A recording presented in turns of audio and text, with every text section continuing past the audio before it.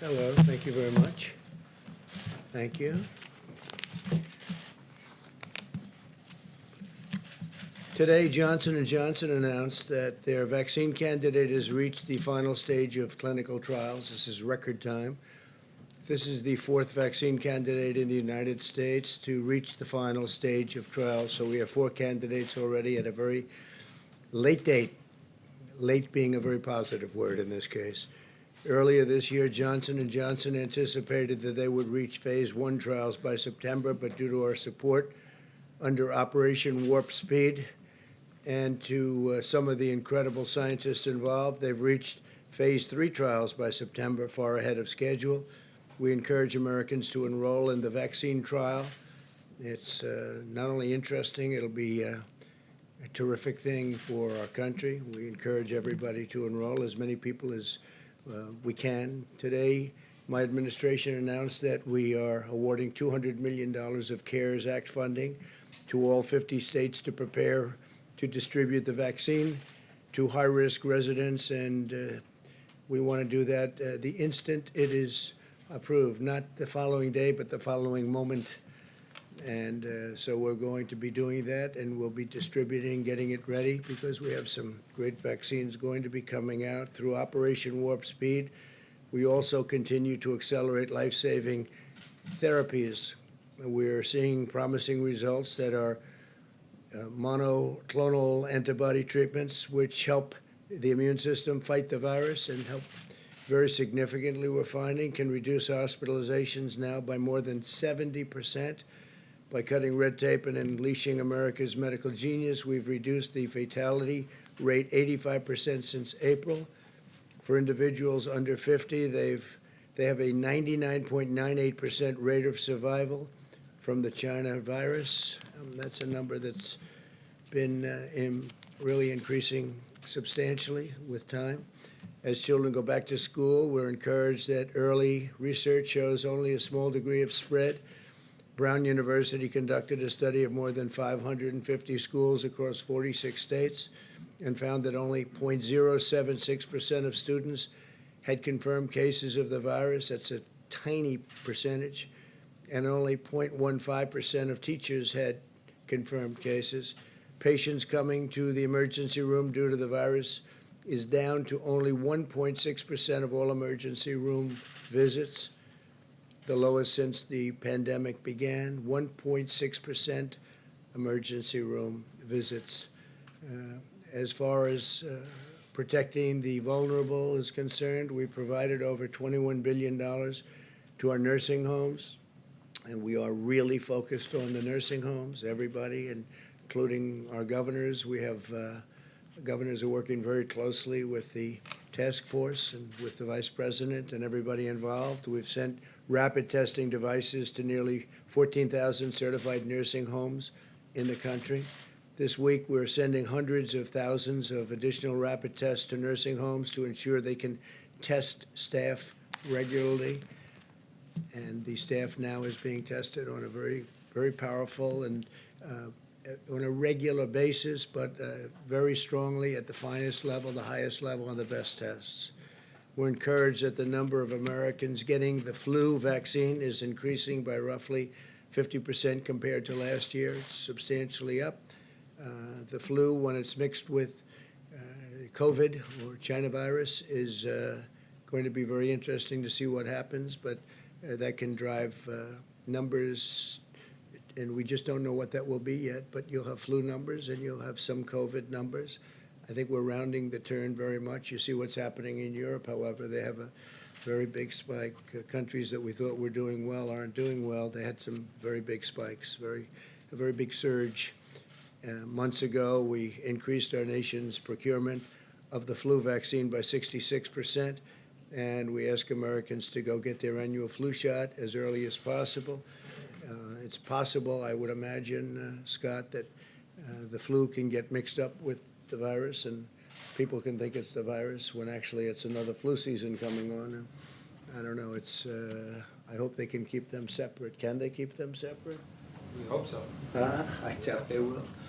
It's going to be a very interesting time. But we have a flu season coming up. We've had some flu seasons which are really massive over the years, over many years, and we have some that are much less so, but it's still significant. So I hope they can separate them because it's pretty close. In the past 4 months, we've created 10.6 million jobs. We cut unemployment rate nearly in half. The unemployment rate is cut nearly in half. Larry Kudlow is here. He'll be discussing that in a little while.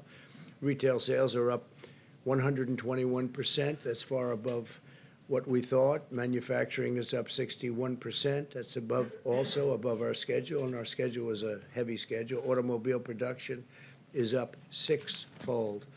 Home builders' sentiment is at the highest level in history.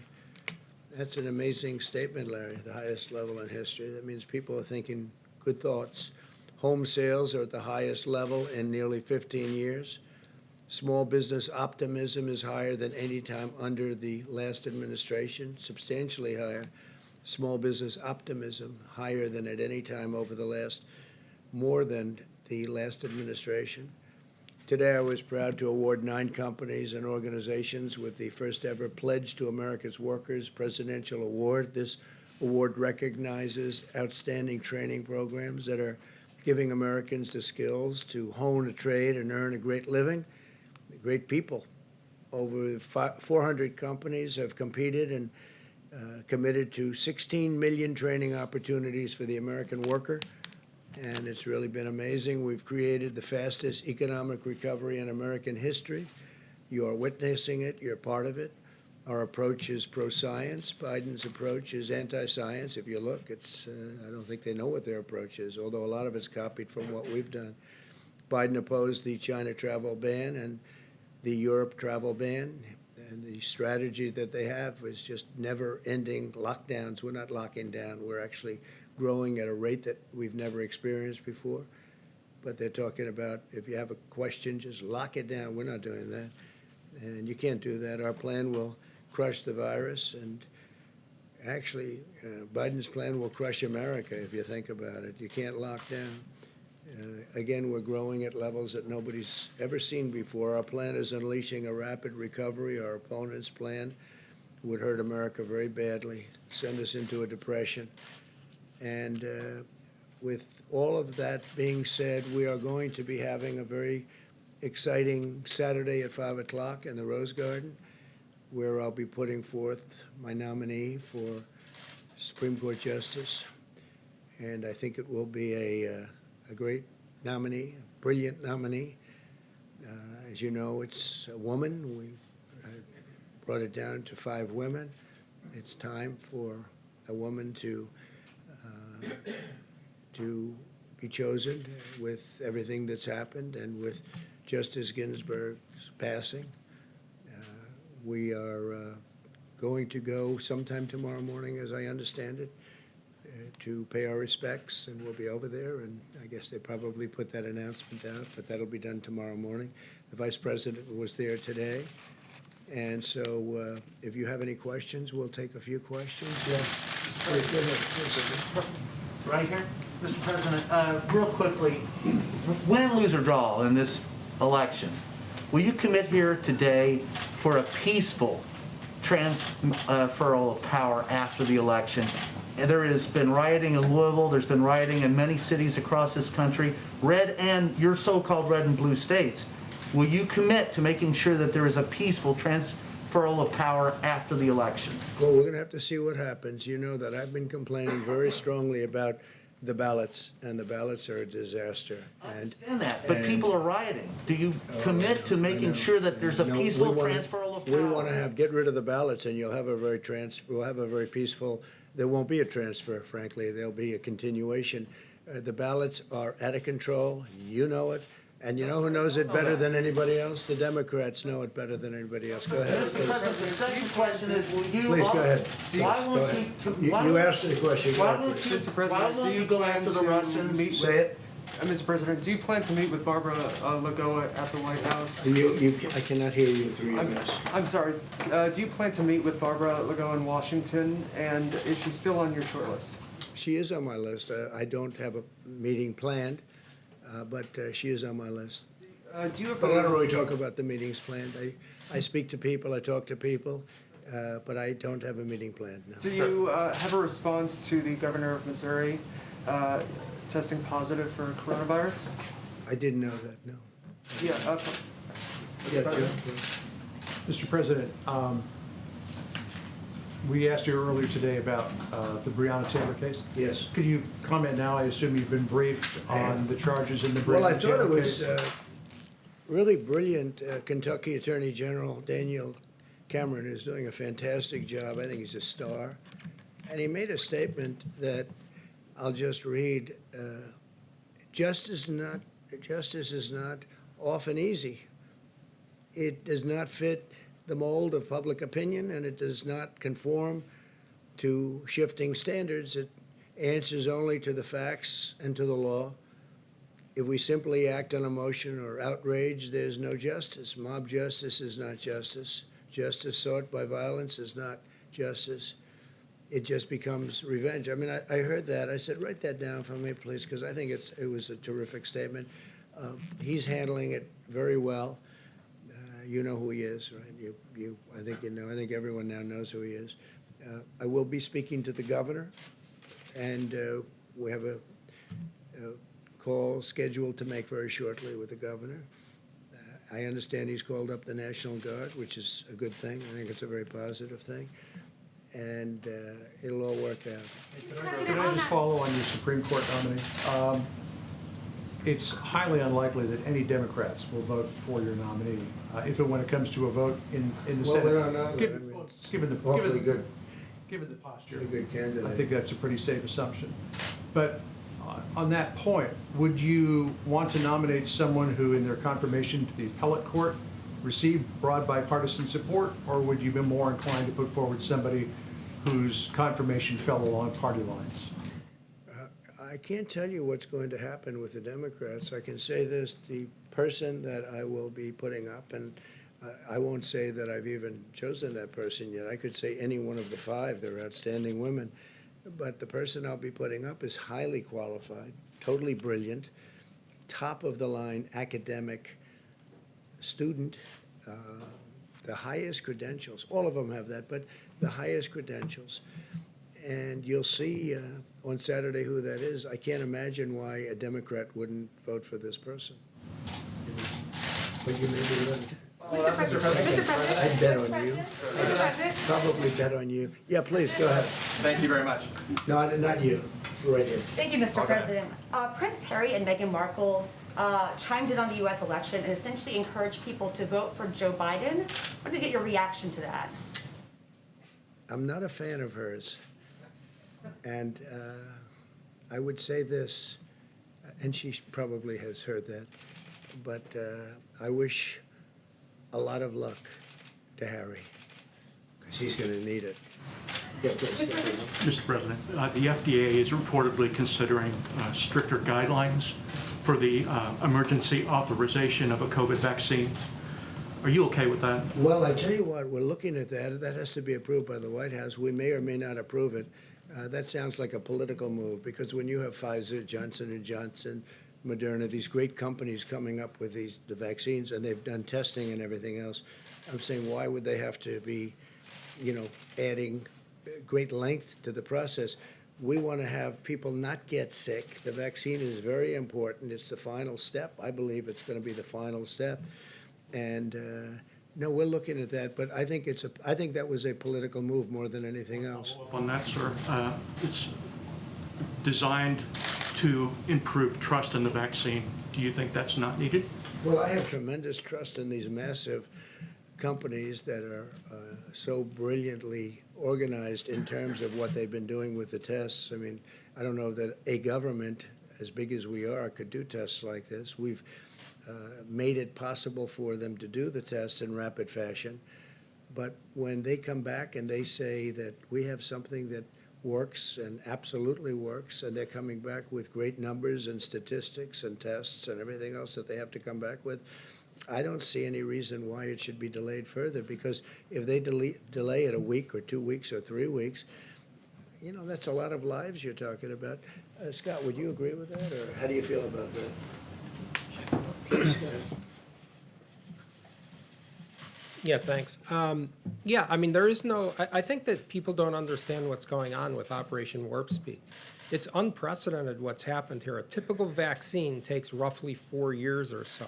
And now we're going to have a vaccine highly likely in far less than 1 year, but without cutting any safety corners, because the president has done things concomitant to the development of the vaccine. That is, the manufacturing, the logistics, everything is being done at the same time, and that's never been done before.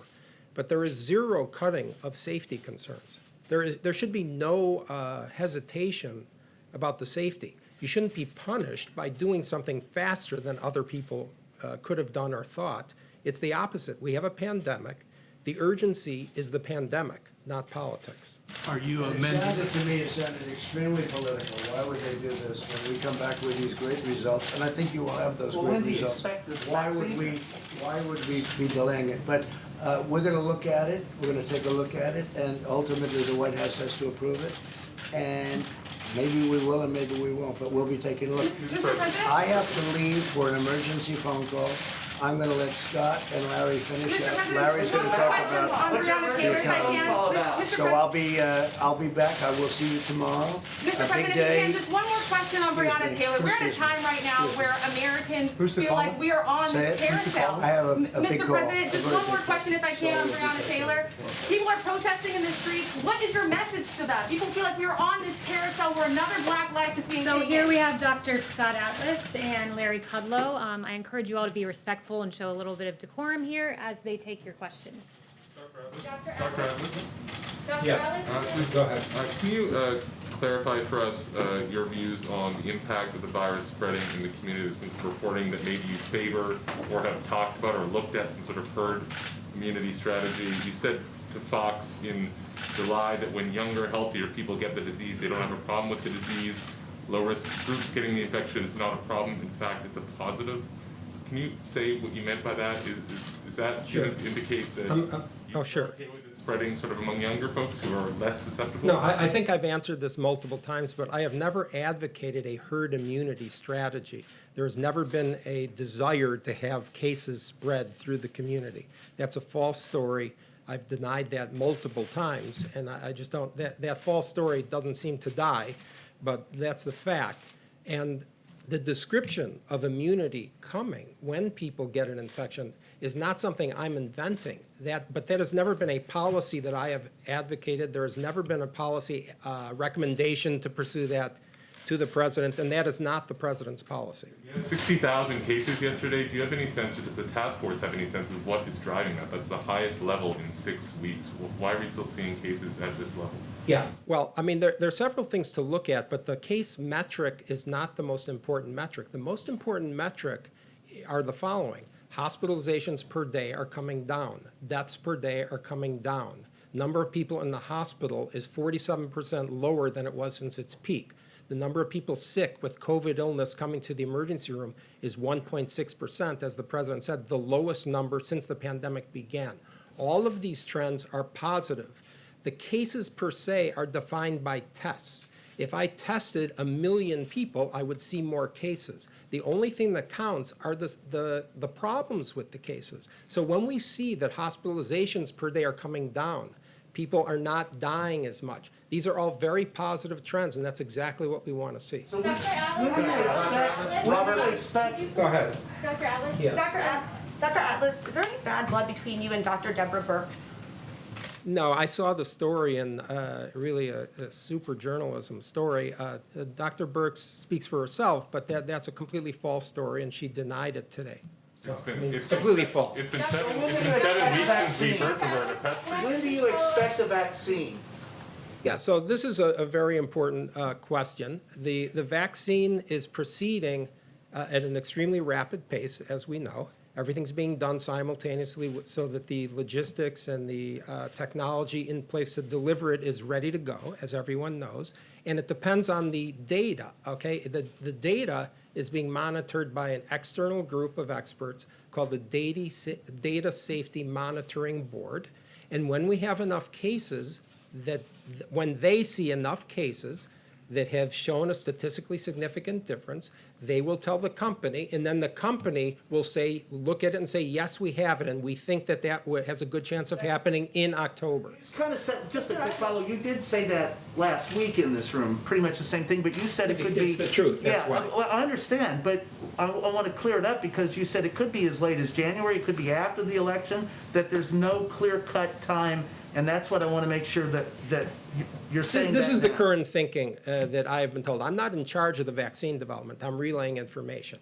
And what I've been told is exactly what I said, and there will be 100 million plus doses available by the end of this year. It is highly likely we will have a vaccine before the end of the year, and it is also likely that we will say the data is good, we have the vaccine, and then it will be submitted, of course, for approval and authorization sometime in October, but it depends on the data. No one can really say with certainty when it's coming. That's just impossible. I don't see the data until the data happens. Dr. Allen? Dr. Evans, can I just? Dr. Redfield today said that more than 90% of the population remains susceptible to coronavirus. Do you agree with that assessment?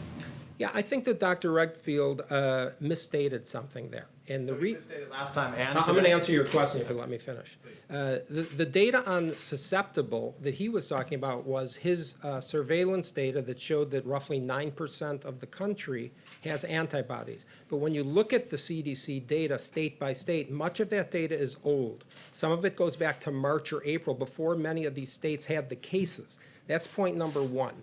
Point number two is that the immunity to the infection is not solely determined by the percent of people who have antibodies. If you look at the research, and there's been about 24 papers at least on the immunity from T cells, that's a different type of immunity than antibodies.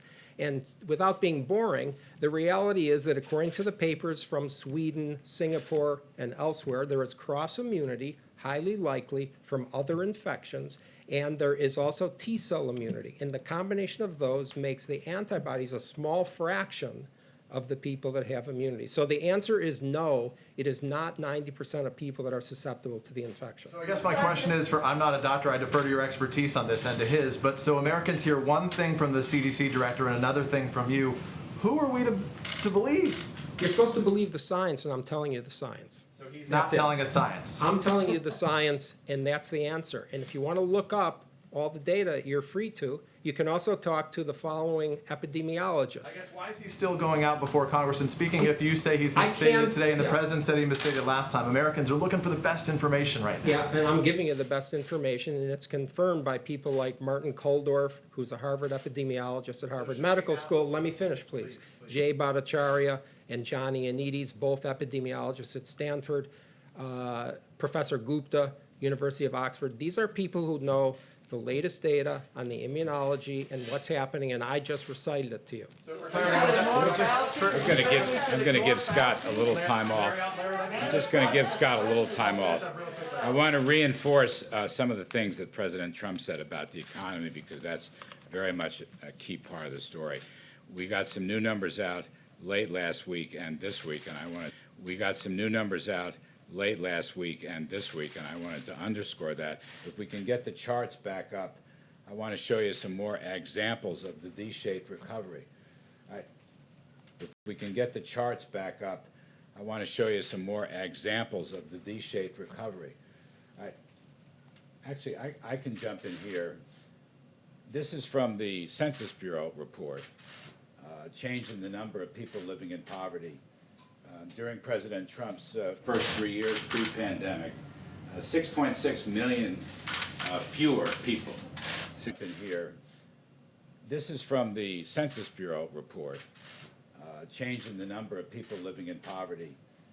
During President Trump's first 3 years pre-pandemic, 6.6 million fewer people, 6.6 million fewer people were living in poverty. What's the number post-pandemic? And the, What's the number post-pandemic? well, we'll have to wait and see on that, which people are living in poverty. What's the number post-pandemic? And the, What's the number post-pandemic? well, we'll have to wait and see on that. We're just More beginning. accurate. Would that be more And accurate? let me go to the, under the Obama years, 787,000 people moved into poverty. So that's a problem. And we have the second chart. Isn't that an If old we can chart? get up. No, this is a brand new, this stuff just came out late But last when week. you want to more And let me accurate go chart, to the, under the Obama years, 787,000 people moved into poverty. So that's a problem, and we have the second chart. isn't that an If we old can chart? get though? up.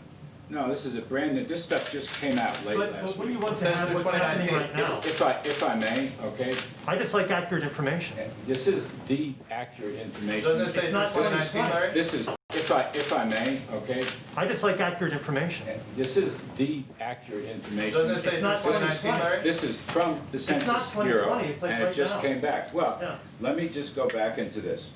3 years into President Trump's presidency, under his policies, real family income, this is probably the best measure of living standards there is, real median household income grew by 2020, zero, it's like and it right just now. came back. Well, Yeah. let me just go back into this. 3 years into President Trump's presidency, under his policies, real family income, this is probably the best measure of living standards there is, real median household income grew by over $6,000. That is 5 times the rate of the 8 years of the Obama administration. $6,000. That is 5 times the rate of the 8 years of the Obama administration. I hear people ask me legitimate questions, I respect that, but this is some kind of, has been a K-shaped recovery, where only the wealthy did well and the bottom did not do well. In fact, this is the middle, real family income. And I will add to that, not only was this 5 times me, legitimate questions, I respect that, but this is some kind of, has been a K-shaped recovery, where only the wealthy did well and the bottom did not do well. In fact, this is the middle, real family income. And I will add to that, not only was this 5 times higher, but the biggest gains came in the lower income levels, significantly higher than the top 1%. Biggest gains came in the lower income levels, significantly higher than the top 1% or the top 10%. Now, let me hit another chart, put this up, see where we're sort of doing this by field. Go ahead, more charts. There we go. Back to the V-shaped recovery. You've heard me speak about this. I just want to underscore, we got 10%. Now, let me hit another chart, put this up, see where we're sort of doing this by field. Go ahead, more charts. There we go. Back to the V-shaped recovery. You've heard me speak about this. I just want to underscore, we got new production numbers this week. This is a V-shaped recovery in automobiles, a key sector of the economy. And this week, this is a V-shaped recovery in automobiles, a key sector of the economy. And we had additional numbers on housing that I'd like to show, confirming the V-shaped recovery. Housing, there we go. We're at an all-time high in home builders' sentiment, all right? It's a very important leading indicator, a clear V-shaped recovery, and if anything, it strengthens on housing that I'd like to show, confirming the V-shaped recovery. Housing, there we go. We're at an all-time high in home builders' sentiment, all right? It's a very important leading indicator, a clear V-shaped recovery, and if anything, it's strengthening. And finally, I think the last chart is on existing home sales. Here it is, their highest reading in 14 years. So I just think the last chart is on existing home sales. Here it is, their highest reading in 14 years. So I just want to say we have more work to do with respect to the recovery and return to economic health. We have more work to do. There is still hardship and there is still heartbreak. But the numbers coming in. Do you know how many Americans are living in poverty right now, The numbers, today? actually, that won't. We have more work to do with respect to the recovery and return to economic health. We have more work to do. There is still hardship and there is still heartbreak. But the numbers coming in. Do you know how many Americans are living in poverty right now, The numbers, today? actually, that won't be, Do you know the answer to that? that won't be reported. Do you know the answer to I that can question? only wait until the Census Bureau. I don't know if you cover this beat or not. That won't be reported. Do you know the answer to I that can question? only wait until the Census Bureau. I don't know if you cover this beat or not. A number of Americans living in poverty right now, do you happen to know that answer? No. Because we're getting you don't know I that. will wait. You're an economic advisor and you don't Yes, know that. right. If you'll just stop nitpicking and let me explain to nitpicking. you. I don't want a These history lesson. I numbers, wanna know what's happening well, you today. should have a history lesson too. It will help you understand. But I'm going to say, Right now, do you happen to know that answer? no. Because you don't know. I that. will wait. You're an economic advisor and you Yes, don't know that. right. If you'll just stop nitpicking and let me explain to you. nitpicking. I don't want a These history lesson. I numbers, wanna know what's happening well, you today. should have a history lesson too. It will help you understand. But I'm going to say to you, these are Census Bureau numbers, the most accurate, comprehensive. They are not out yet. So I'm giving Census Bureau numbers, the most accurate, comprehensive. They are not out yet. So I'm giving you the ones that were released late last week. They're the most up-to-date numbers. And under the president's policies of lower taxes and regulations and energy independence and better trade deals, we've had a phenomenal increase in living standards. Late last week, they're the most up-to-date numbers. And under the president's policies of lower taxes and regulations and energy independence and better trade deals, we've had a phenomenal increase in living standards. 5 times what the prior administration had for 8 years, and we're proud of that. And this is a topic that will come up again and again. Second point I want to make is while the administration had for 8 years, and we're proud of that. And this is a topic that will come up again and again.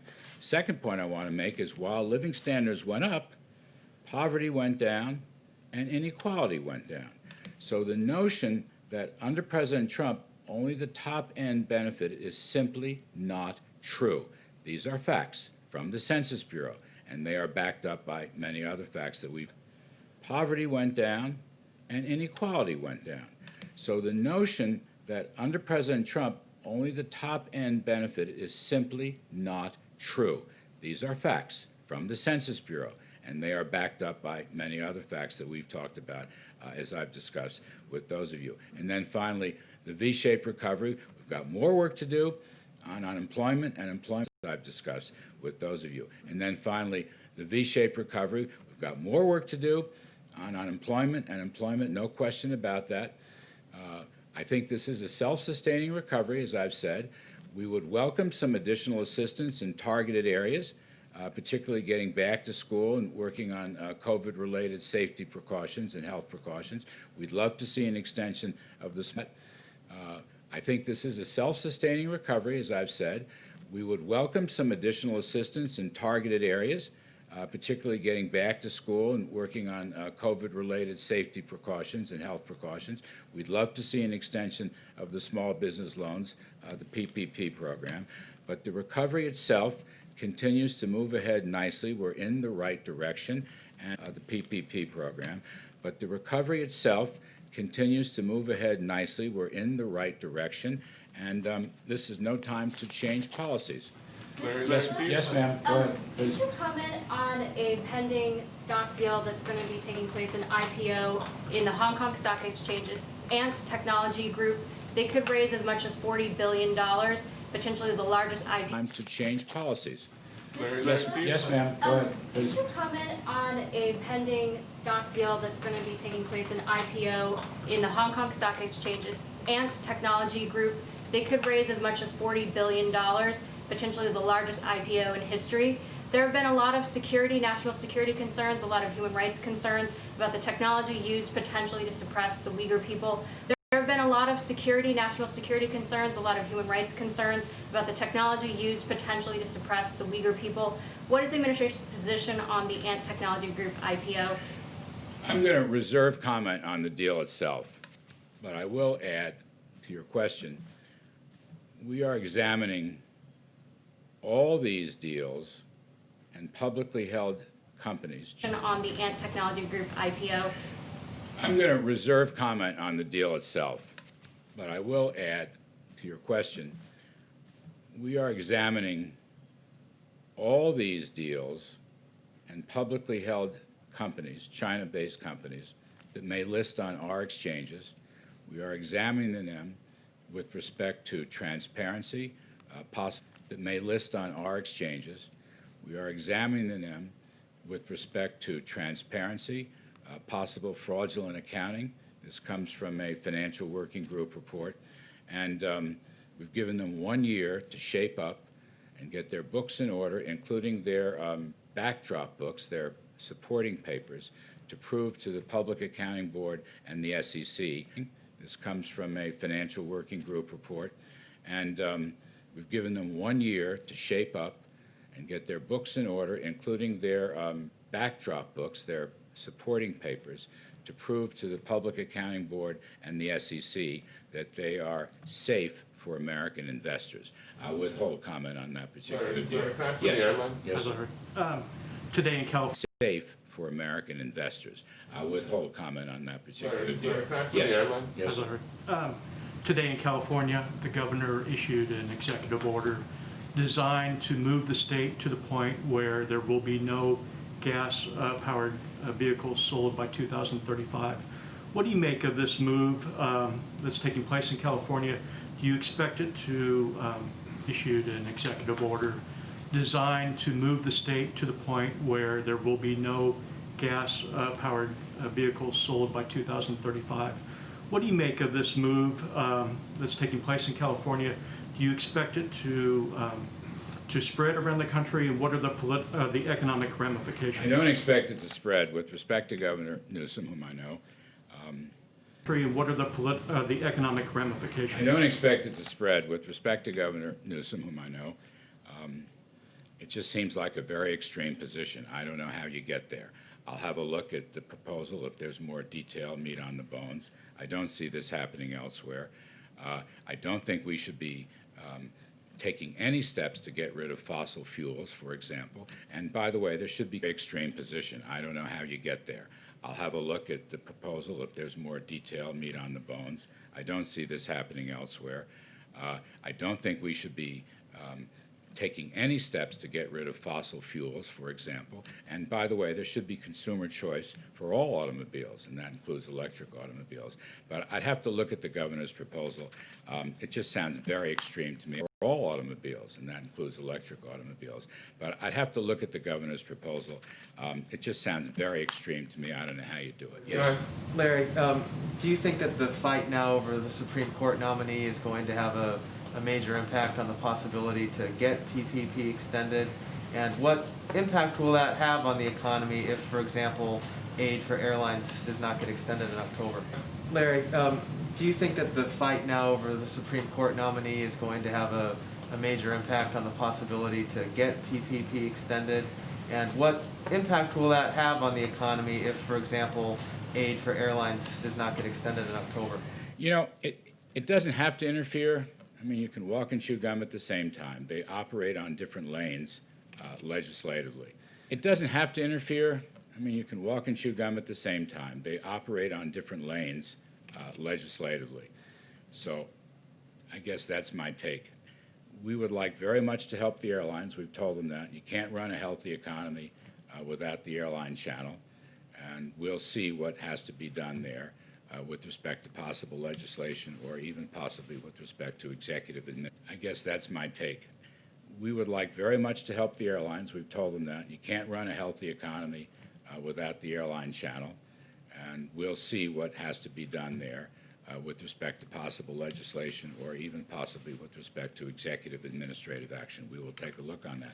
Again, you've heard me say, I don't think this recovery right now is dependent on an additional look on that.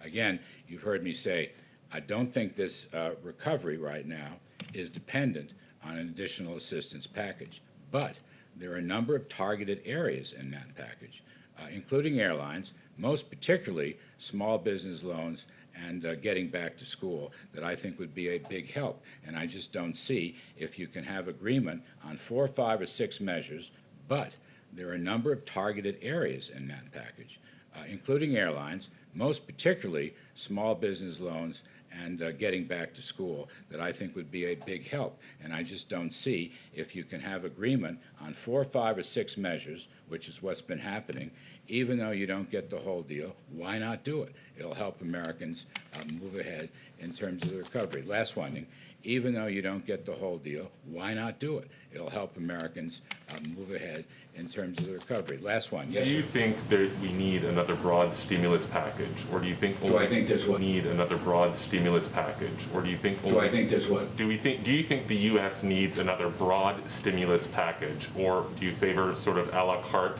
type measures like on airlines, for instance? Yeah. Do you think the U.S. needs another broad stimulus package, or do you favor sort of a la carte type measures like on airlines, for instance? Yeah, I think I would say to you, sensible, efficient, targeted measures might be very helpful. I don't think we need another gigantic multi-trillion-dollar package. And as I say, you know, the latest numbers coming in are looking very good. The V-shape. I would say to you, sensible, efficient, targeted measures might be very helpful. I don't think we need another gigantic multi-trillion-dollar package. And as I say, you know, the latest numbers coming in are looking very good. The V-shaped recovery, I mean, the Atlanta Fed GDP Now model is showing over 30% growth in the third quarter.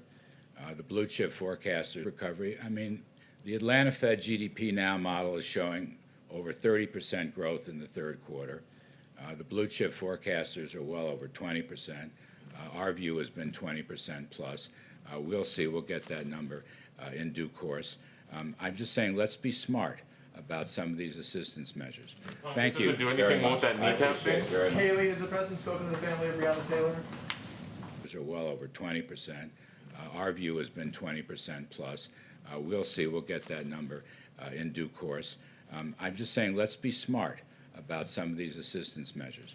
Thank you. Does it do anything more with that kneecap thing? Haley, has the president spoken to the family of Breonna Taylor? Is that a yes?